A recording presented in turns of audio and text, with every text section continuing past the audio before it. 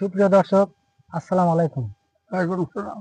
আজকে আপনাদের মাঝে এমন একটা ব্যক্তিকে নিয়ে এসেছি যে আমাদের চরবলি, রাঙ্গাছিড়া বা আশেপাশে আরো দুই একটা গ্রামের যে সমস্ত মানুষ মারা যায় তাদের কবর খোঁড়ে।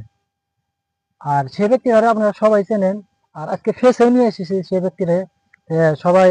সবাইকে সে ব্যক্তির সাথে একটু পরিচয় করে দিই। আসসালামু আলাইকুম। ওয়ালাইকুম আসসালাম। ভালো আছেন? আল্লাহ রাখছে। আমরা যতটুকু জানি বা আমরা ছোট থেকে বড় হয়েছি, যেটুকু দেখতেছি যে আমাদের গ্রামে যত লোকজন মারা যায় বা আশেপাশে গ্রামে যত লোকজন মারা যায় সবার কবর তো আপনি নিজেই খোঁদেন। নিজে খুঁজি। আর এটা আপনি কতদিন ধরে খোঁদেন? তো 42 বছর দেখো ওই জানুয়ারি গেলি।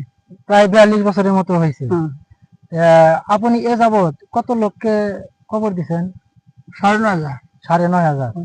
দর্শক, এই ব্যক্তি যাকে আপনারা দেখতেছেন, এই ব্যক্তি তিনি নিজে যে কোনো সময় জ্বর হোক, বৃষ্টি হোক বা যে কোনো সময় তারে ফোন দিলে যে একটা লোক মারা গেছে, তার একটা মাপ দিতে হয় যে এতটুক লম্বা একটা লোক মারা গেছে, তখন সে কি করে, ঝড় বৃষ্টি মানে না, তখন সে নিঃস্বার্থে দৌড়াইয়া যায় কবর খোঁড়ার জন্য।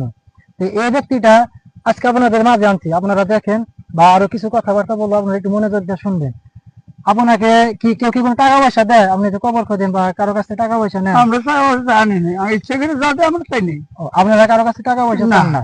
কেউ যদি আপনাদের মানে খুশি হয়ে যদি কিছু দেয়, হ্যাঁ ওইটাই নেন। করে নি। তাছাড়া দর্শক, আমরা আর একটা বিষয় জানি যে একটা মানুষ আর কিন্তু অন্য কোনো সাইট নাই, যে একটা কবর খোঁজার পাশাপাশি একটা বিজনেস করে, তা কিন্তু না। এর পেশাই কবর খোঁজা। কিন্তু আমরা কি করি যে তার জন্য যে কোনো একটা কিছু করে দাও, আমরা কিন্তু তা দিই না। আমার কেউ মারা গেলে আমি খুশি হয়ে যদি তারে কিছু দেই, সে খুশি হয়ে ওইটাই নেয়, ওইটা গ্রহণ করে। আজকে রাস্তাতে আসতেছে, আজকে কিন্তু একটা ব্যক্তি মারা গেছে, তার নামটা হচ্ছে আজিজ ফকির। আমরা শুনলাম যে আজিজ ফকির মারা গেছে। উনি রাস্তাতে আসতেছে, পরে ওনার সাথে দেখা।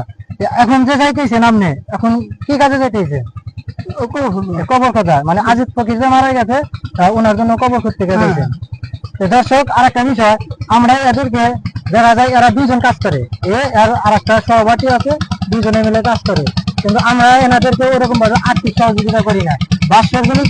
প্রতি বছর আমরা ওনাদেরকে একটা সময় আছে, ওনাদের একটা নির্দিষ্ট সময় আছে, একটা দিন আছে, ওই দিনে তারা কিছু কালেকশন করে। যেমন প্রত্যেকটা মানুষের বাড়ি গেলে আমরা হাফ কেজির মতো চাল দিই। এরা কিন্তু তাদের সংসার চলে না।